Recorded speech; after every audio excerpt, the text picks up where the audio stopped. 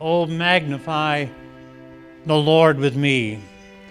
That word magnify, when I think of that, I think of a magnifying glass. What's a magnifying glass for? It's to make something look bigger, right? But how is it that we can make God look bigger? I mean, He already is who He is, the same yesterday, today, and forever. How can we make God bigger? Well, I already gave the answer. We're making Him look bigger. That's what the Christian wants to do. He wants to magnify. He wants to make God look bigger. And that's the problem in the world today. That's the problem in humanity, is they've got too little of view of God, and they've got too big a view of themselves. So he says, oh, magnify the Lord with me.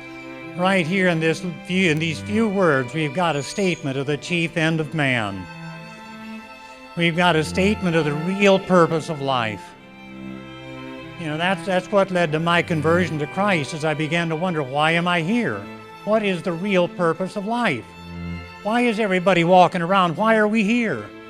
And then my brother came down 2 months after he was converted and shared that verse with me, that whether we eat or drink or whatever we do all to the glory of God. And so that's the real purpose of life, is to magnify the Lord. Think of the Lord Jesus.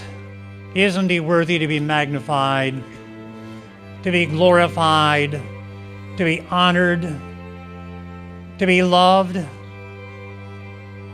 For creation's sake, He created everything, right? Out of nothing.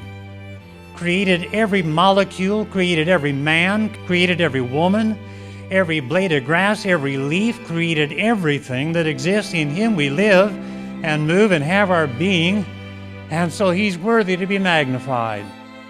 But also in terms of redemption, worthy to be magnified because He has sent a Redeemer. God has sent His Son to redeem a fallen human race. The Lord Jesus came down and took upon Himself human flesh just for us, and lived a perfect, blameless, spotless life just for us, and died a substitutionary death, and was raised with mighty power, and ascended in glory, and seated at the right hand of God the Father, and given a name that is above every name.